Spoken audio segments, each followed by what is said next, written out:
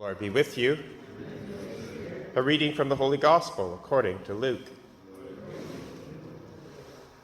When the days drew near for Jesus to be taken up, he set his face to go to Jerusalem, and he sent messengers ahead of him. On their way, they entered a village of the Samaritans to make ready for him, but they did not receive Jesus, because his face was set toward Jerusalem.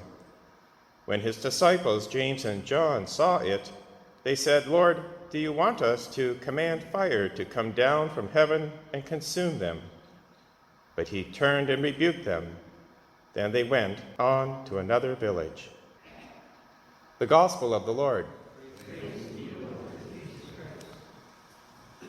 Today's Gospel marks a turning point in the narrative of Jesus' ministry, where he sets his face to go to Jerusalem.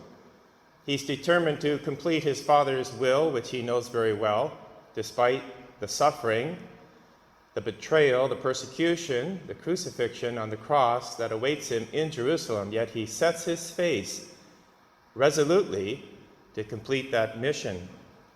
As today's Gospel says, the Samaritans opposed him. They did not want to accommodate him because they knew that Jesus' face was set toward Jerusalem, and they had a prejudice against Jerusalem, a long-standing argument as to where the house of God should be. And then there's the opposition, even from Jesus' own disciples, James and John, who think they're doing a good work by calling down fire from heaven to consume who they perceive to be enemies. And Jesus has to rebuke them. The question for us to today's gospel is, how resolutely are we in setting our face toward the completion of our baptismal call, which is to proclaim God always and everywhere, despite opposition, whether from outsiders or from our own weaknesses, our sins, our failures, our fears? Are we resolute? Do we allow God to strengthen our heart? And that's what we're called to do every morning. And so you're here today to receive that strength in the Eucharist. There's a deeper reality to this message, and that is that not only are we to persevere in our sufferings and obstacles, but to allow them to bring us into a deeper relationship with Christ, to cooperate with those sufferings. When we realize the lives of the saints, just in the Old Testament, we see how they cooperated. God could have kept Joseph out of jail in the book of Genesis, but he didn't. Or kept Daniel from the lion's den. Or Jeremiah from being tossed into a pit. The 3 young men from the fiery furnace, but he allowed that as well. He permitted trials. And this is what shaped these particular saints in the Old Testament, because they completed the mission. Today we celebrate the memorial of one of those saints who resolutely set his face to go to his suffering. And that is St. Lawrence Ruiz and his companions. There were a number of them who were in Nagasaki, Japan, witnessing to the gospel.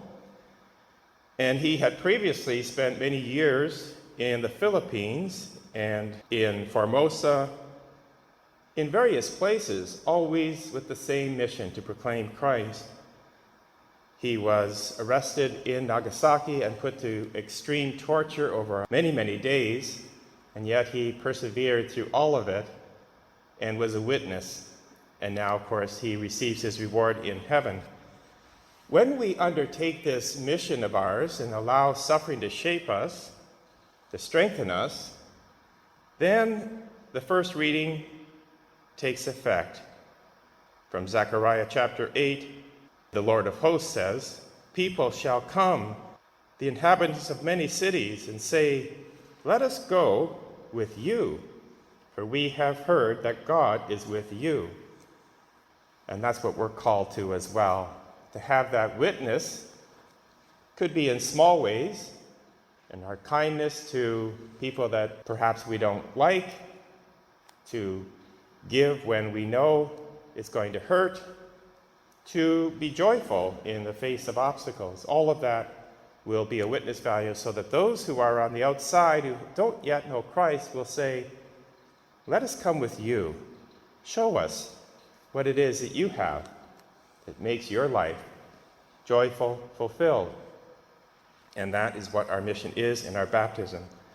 So we say with the psalmist, God is with us. In fact, St. Paul goes deeper in his letter to the Philippians and says, it is God who works in you to will and act according to his good purpose.